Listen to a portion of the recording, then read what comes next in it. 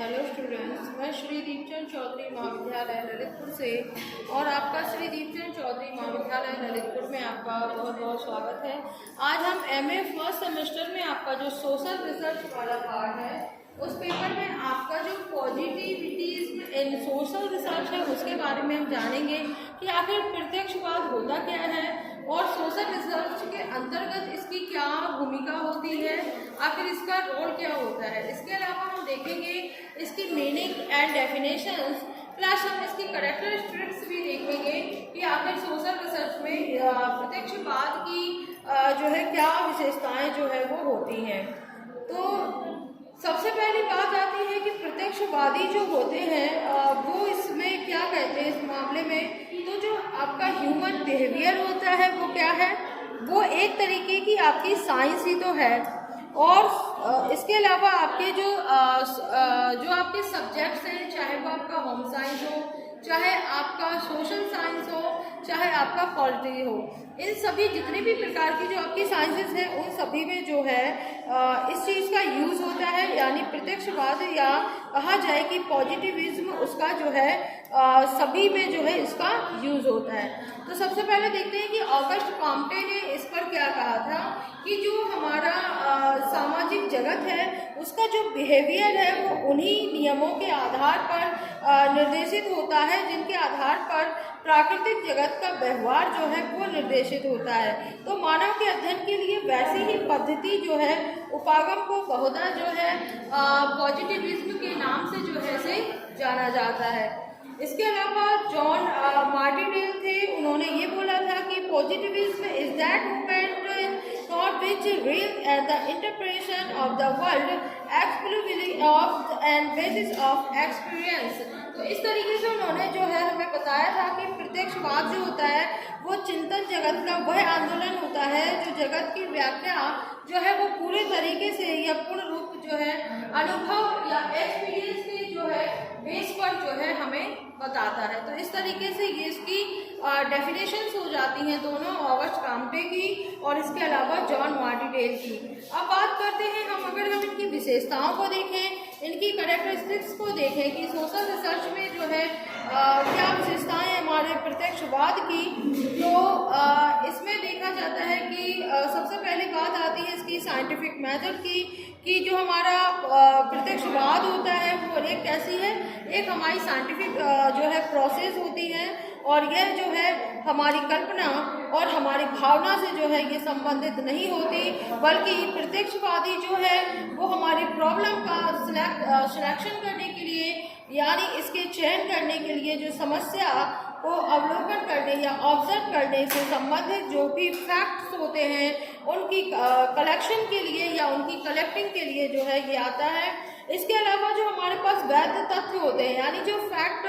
है उनकी जब कलेक्टिंग करती जाती है, यानी फैक्ट के साथ साथ आप डेटा कलेक्टिंग जब करते हैं तो उस डेटा कलेक्टिंग करके उनका वर्गीकरण या उनको क्लासीफाइड करना और आखिर में ये कंक्लूजन निकाला जाता है और इन सभी प्रोसेस के द्वारा जो है हम एक इसका कंक्लूजन निकाल पाते हैं और उस तक पहुँचते हैं। और ये सब होता है हमारी इतनी सारी चीज़ों में जो है वो होता है हमारा साइंटिफिक जो है प्रोसेस, यानी ये जितना भी काम होता है वो एक वैज्ञानिक पद्धति के आधार पर जो है संपन्न होता है या उस पर जो है काफ़ी ज़्यादा डिपेंड करता है कि ये किस मेथड से जो है हुई है। दूसरा जो हमारा आता है वो है हमारा इसमें इसकी विशेषता है वो है धर्म एवं विज्ञान का समन्वय या coordination between reason and sciences. Mean Comte जो थे, ऑगस्ट काम्टे जो थे हमारे साइंटिस्ट, उनका क्या काम था कि उन्होंने जो है अपनी जो थ्योरीज बताई, उन थ्योरीज कहीं ना कहीं जो है हमारे किस पर डिपेंड होती है, हमारे फैक्ट्स पर जो है डिपेंड होती है। तो इन फैक्ट्स में उन्होंने देखा और उन्होंने बताया कि प्रत्यक्षवाद केवल विज्ञान ही नहीं है बल्कि ये हमारा धर्म जो है उससे भी संबंधित है, क्योंकि काम्टे जो है विज्ञान को साध्य नहीं बल्कि प्रगति का एक साधन जो है वो मानते हैं, सोर्स के रूप में जो है देखते हैं। और प्रत्यक्षवाद या पॉजिटिविज्म एक ऐसा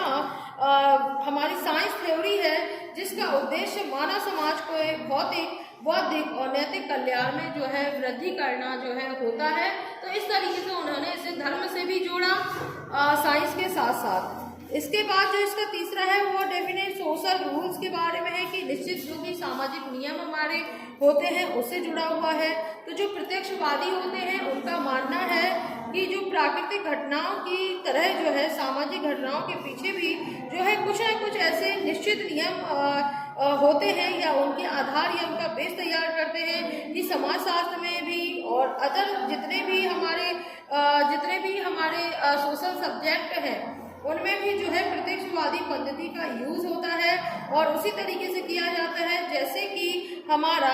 अन्य विज्ञान जैसे रसायन विज्ञान या भौतिक विज्ञान और अन्य प्राकृतिक विज्ञानों से जो है इसमें संबंध होता है।